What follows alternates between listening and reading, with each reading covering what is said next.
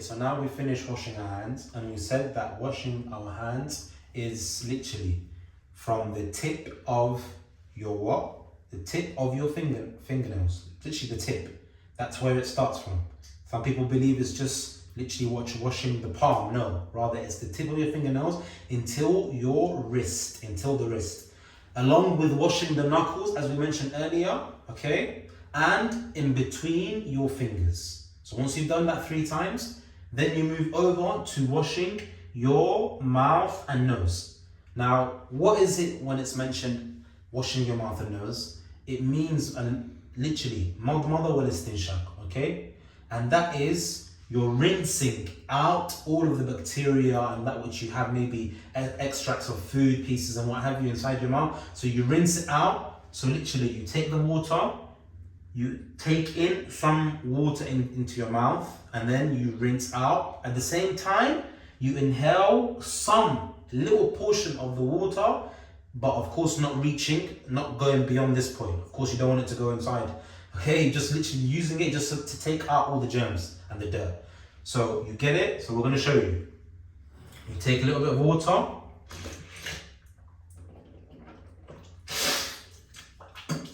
Is that clear? Literally that simple. Now, when you're doing this at the same time, you don't want to inhale too much water inside your nostrils, inside your nose, where it's going to cause you damage. Because the deen yusr, the deen is simple and it's not difficult. It's not supposed to harm you in any way, sort of form.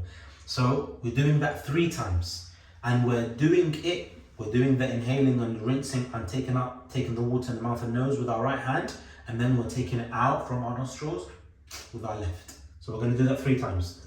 Okay, so look, let me try and make it clear for all of you. 1, 2,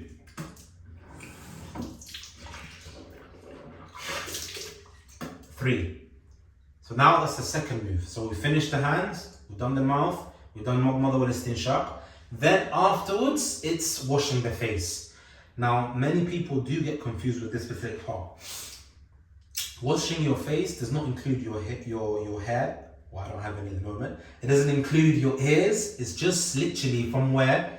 Min minat-tawwabeena al-rats. So where your hairline begins. So I don't have any to show you guys, but where your hairline begins, that's where it starts. That's where the water's supposed to reach at the top. Min minat-tawwabeena. Okay, minat-tawwabeena here, and it's supposed to reach where? Literally to what? To the chin part. Okay, it's supposed to, so for let's say take off my beard like this, so you can see from here, my hairline's supposed to begin from here until there. Okay? وَمِنَ-الْأُذْنِ إِلَى-الْأُذْنِ عَرْضًا. So from and the earlobes, literally this part to this part widthwise. As for lengthwise, from the where your hairline's supposed to begin until your chin. 3 times. And then it says, of course, as well, if one has, and that's what the ulama they explain, if one has, like me, a little small beard, then you just literally, just the remaining part of the water that's touched your face, you use it, and then you wash it out. If you've got a thick beard, okay, if you've got like a thick, long beard, then you put your hands in, takhleel as well, okay? That's what you're supposed to do. So, to show you all, you get the water, okay? And like this, that's 1. That's 2, okay? So as you can see that it's reached where my hairline is supposed to start from, and width-wise it's gone up to here. Like this as well, okay? So that's the sunnah, that's 2, right? And then the third one, if I haven't done 3, like this. It is not from the sunnah for you to go beyond 3, and I think I just did 4, which is not supposed to be the case, but it's supposed to be only 3, only because I was counting, I was doing action. It's only supposed to be 3. You can't go beyond 3, okay? That's not from the sunnah. Now, once you've done that, so we've done the hands, okay, with the knuckles, in between the fingers, and then we've rinsed out our mouth and inhaled a little bit in the nose and taken it out. That's move number 2. Move number 3, washing the face. Hairline to literally the end bit of your chin, and then widthwise from this part of the ear to that part. So literally where the ear is supposed to begin from here. So all the way there, like that. Okay, and like this. So once you've done that 3 times, the next move is to wash your arm.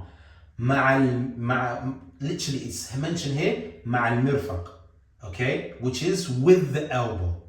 Okay, ma'a means with. So you don't wash up until here, or you don't wash up until here, and you don't go beyond it. The sunnah is with the elbow. So you include the elbow, meaning the water has to reach the elbow. Okay? Now, a lot of people here as well, they believe what you're supposed to do is just do it like this and that's it. I'm going to do it again to show you. If I bring my hand closer, I'm not sure if you can see, all of this part here is dry, meaning I have not made proper wudu. Now, there was a companion that came to the Prophet, peace and blessings be upon him, after making wudu, wanting to pray salah. The Prophet was sitting down, and the Prophet said to him, go back and make wudu because you haven't made wudu. Like 3 times. Some narrations mentions more. And the reason being was because he left, and it's mentioned like a dirham, a coin. Literally the part he left that didn't have, that water didn't reach, was literally just a coin, small. But the Prophet told him, go back, فَإِنَّكَ لَمْ تَتَوَضَّأْ. Go back and make wudu because verily you have not made proper wudu. Teaching him. So once again, when you do something, do it properly. And that's the way the Prophet, peace and blessings, used to do. So when you wash your hand, you make sure that the water has reached each single part that it's supposed to reach. So for here, for example, we get the water, okay, we make sure it's reached the elbow. And then we go back down and we try our best with the remaining water to do takhleel al-asabi as well. Okay? So we do that, and of course washing the barajim. So that's 1.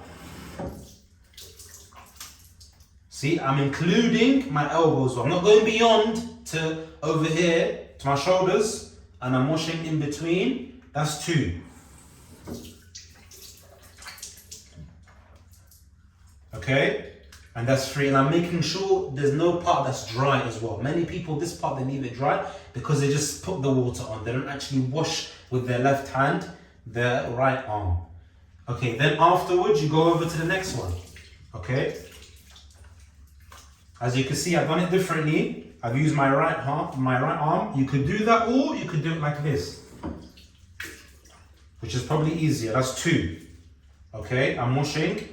I'm making sure everything is washed properly. I'm making sure there's no dry parts. You don't have to be obsessed and, no, just simple to the sunnah. Like this as well.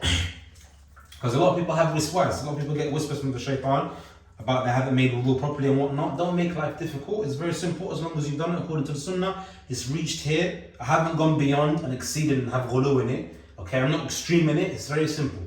That's 3.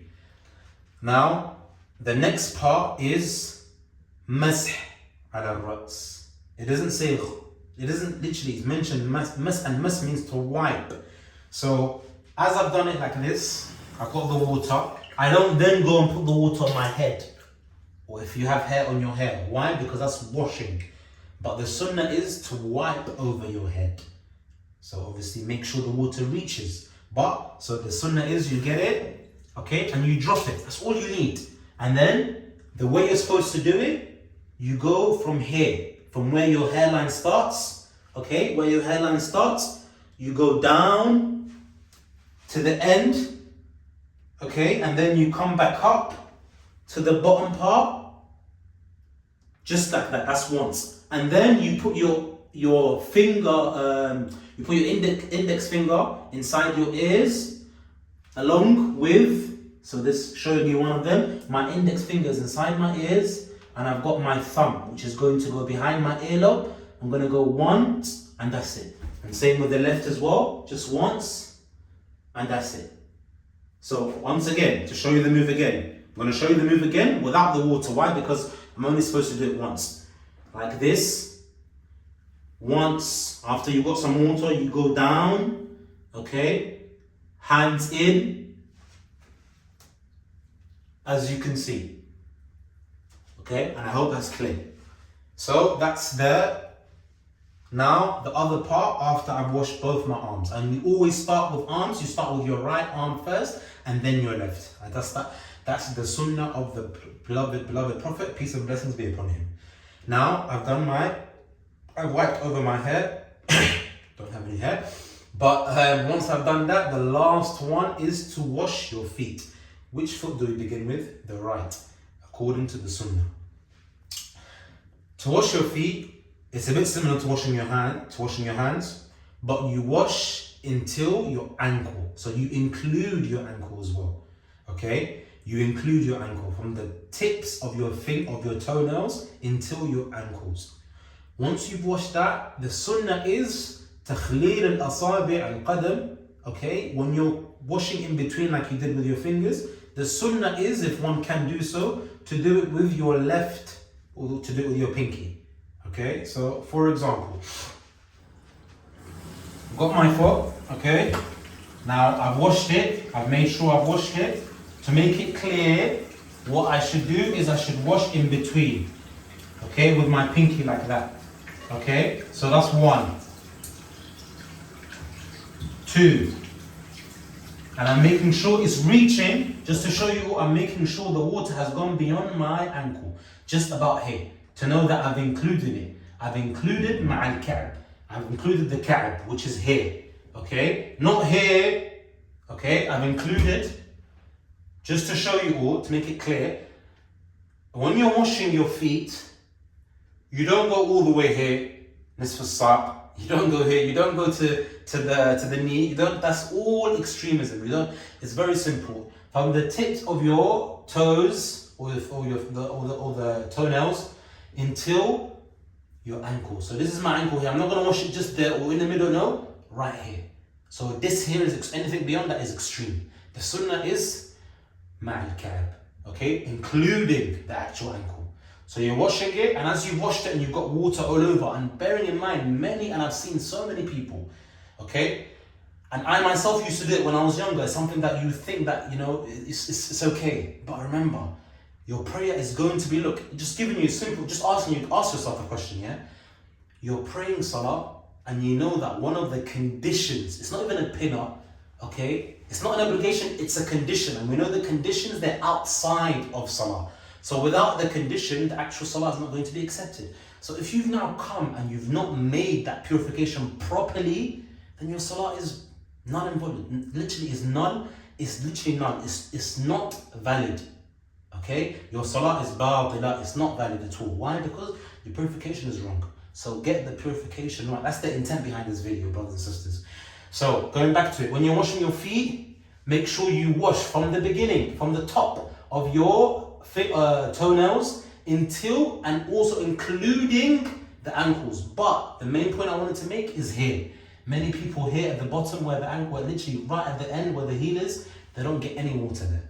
So they're making wudu for all these years, not knowing that this part is what has to have water.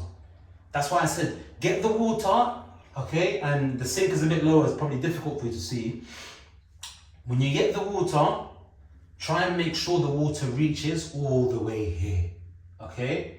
And you place your fingernails, your pinky finger in between your toenails, like this, to make sure it's washed, because all of this contains bacteria and what have you. So if I put my foot inside here, okay, as you can see, and I'm washing it, and I'm making sure it's reaching here, okay? And then 1, 2, 3, 4 in between. Okay, in between, 1, that's 1. That's 2. That's 3. I've done with my right, I've finished my right foot. Then moving over to my left.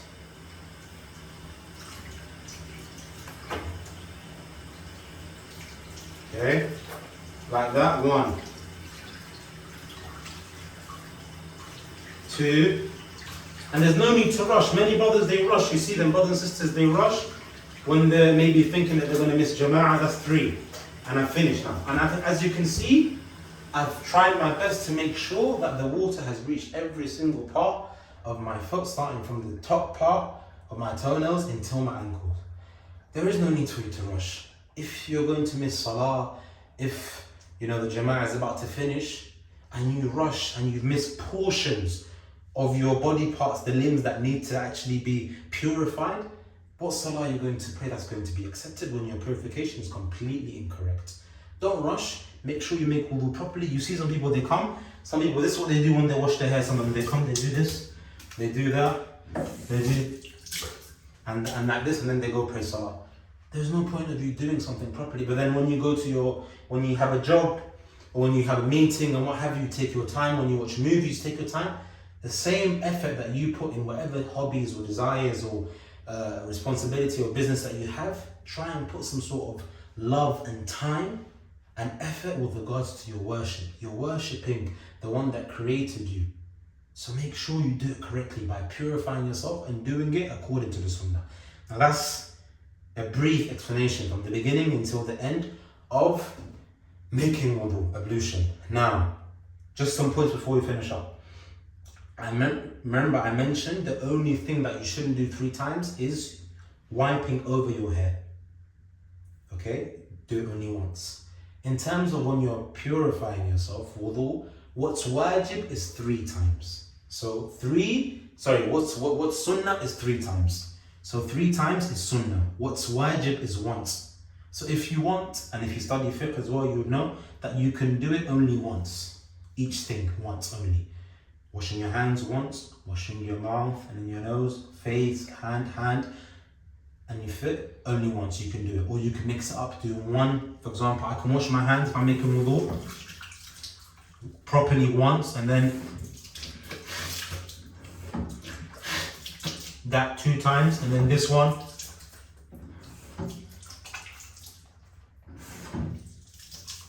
Three times. I'm not doing it in order about that. I don't wash my face. That I could do it 3 times, and then this one I could do it once. So you can mix and match, but we know that the sunnah is 3 times, and that which is wajib is once. That point is what I wanted to make. So we've seen the order that you're supposed to do. Your hands, then your mouth, rinsing and inhaling, exhaling, and then your face, and then your right arm, and then your left arm, including your elbow, and then wiping over your head, your hair, and then your right foot and your left foot. Now, let's say, for example, for the sisters that wear hijab, let's say that hijab is really, really tight and they're not able to take it off, and it will cause a lot of mashaqqa. It will be very difficult. Some ulama, they say that they can start by washing the top part of their hair that they can get and then wiping over their hijab. And some other ulama say they can wipe over their hijab, their wudu will be valid. And obviously back in those days as well, when the men used to wear the amama, it's not the way that it's worn now. It was very tight because of battle, because of them being in the desert and what have you. So it would be difficult. So also them as well, if you've got a reason and you can't take off that which is covering your head, okay, then you've got a reason and you've got an excuse to do it that way. In terms of, I've mentioned as well, if you're wearing any rings, bracelets or anything else, you have to make sure it's better for you to take off if you want to follow the sunnah. Now, for those sisters that have nail polish, we know that if you're wearing nail polish, number one, in terms of it being allowed or not allowed, that's another thing. But if you're wearing it and you're trying to make wudu, that nail polish is actually blocking the water reaching your actual nail because you've got nail polish over. So therefore, your wudu is invalid. Okay, that's consensus of all the ulama, ijma' of ulama, that the nail polish has to be removed for you to actually be making wudu. Because obviously, and also for those brothers that work in their trade is painting, or in the mines and what have you, and have paint all over them, it's very crucial for them to try and make sure they take it off. And that's why it's mentioned to ghasl barajim and washing and making sure you actually take it off and you wash it properly. Because you can have paint that's this thick up, okay, from your skin. You have to make sure that the water, the whole point of ablution, brothers and sisters, just to make it clear, is the whole benefit and the point of it is warasooluh. Literally, the water has to be able to touch your skin. That's the whole concept behind it. So if there's something blocking it, it doesn't matter what it is or where you work and what have you, you have to try and make sure you remove it. I hope that's clear. Now, also for those that maybe they could have a cast on, okay, they can have, maybe they broke their arm, okay, they have this cast, right? Exactly, because I have a cast or what have you, have anything that's blocking it, The deen is very simple. The deen doesn't tell you to take off the cast and then put it back on, because of course, no, that's burden. And of course, we know that Almighty does not burden a soul more than He can burden. So what do? If it's not going to harm your body, or that specific, let's say you broke something, it's not going to harm, then you can just wipe over it. But if it's something that's a cast and it's going to cause harm, then the ulama, they say, that which you can make wudu and make the water reach, you do wudu the normal way. That which water cannot reach due to health or sickness or whatever it may be, whatever valid excuse you have, then you do tayammum on that specific part. You do tayammum on that specific part. And of course, tayammum, hopefully we'll make it in another video, but that's obviously meaning you don't put water in it. And for those that are wearing socks, just giving you an example, okay, let's say, and by the way, we know that in order for you to make ablution, let's say now I've made ablution, I've made wudu now, I'm now pure, and I can pray salah, I've got tahara. Then I put my socks on. I woke up, I've made wudu, put my socks on, I prayed Salatul Fajr. I finished praying Fajr, and then I lose my wudu at 11 o'clock in the morning, and Dhuhr comes in. What do I do? How do I make wudu? Do I have to take my socks off again? No. The deen is very, very simple.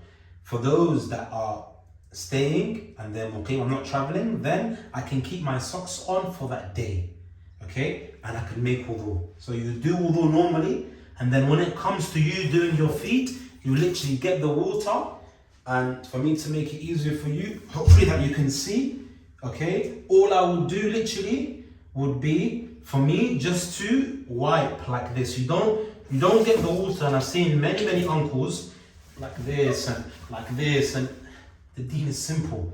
Don't make it difficult upon yourself. Literally, you get the water, okay? That which, and you can use the remaining water that drips from your hair, and you just like this. It's simple, wipe. If you could do it with two hands, your left and right at the same time, or your right and then your left. That's your wudu done, okay? Many people, of course, due to culture and what have you, they say that you can't do that or it's not allowed, but we know that which is authentic, and it came in so many ahadith, to the extent where so many Sahaba, more than 50, narrated it, that they saw the Prophet, peace and blessings be upon him, wipe over his socks. And that's the way you do it. If you're traveling, of course, we know it's for 3 nights. That's, I think, sums up all of that which I wanted to cover. And if there is anything else, then hopefully, by the permission of the Almighty, we'll be able to add it. And in terms of wudu, and yeah, the other point that I wanted to mention is that once you finish making wudu, it says what? What's the reward of you making wudu? The reward is that it's mentioned that the drips that drip, can you see the water now is dripping? Those drips that are dripping down, the Almighty will forgive my sins for each drip. Some has mentioned the drip, or some has mentioned each part of that has touched your, that the water has reached with regards to your limbs. And that's the reward for you making wudu. So meaning your sins will be forgiven. Okay, that's how merciful our Lord is. And for those that leave now, you finish making wudu, what is the dua that you're supposed to say? The dua that you're supposed to say